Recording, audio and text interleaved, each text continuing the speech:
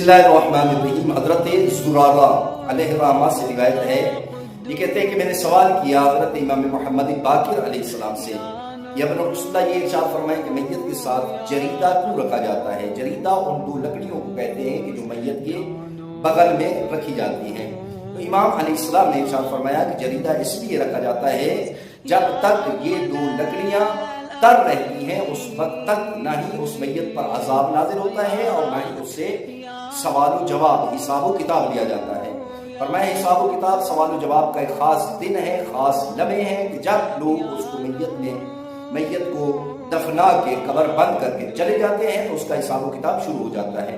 معصوم فرماتے ہیں جب تک وہ لکڑیاں تر رہتی ہیں اس پر عذاب نازل نہیں ہو رہا، اور جب وہ لکڑیاں خشک ہو جاتی ہیں تو انشاءاللہ خداوند عالم اس میت پر عذاب نازل نہیں کرے گا، اور وہ ان سوال و جواب اور حساب و کتاب کی سختیوں سے وہ میت محفوظ رہتی ہے۔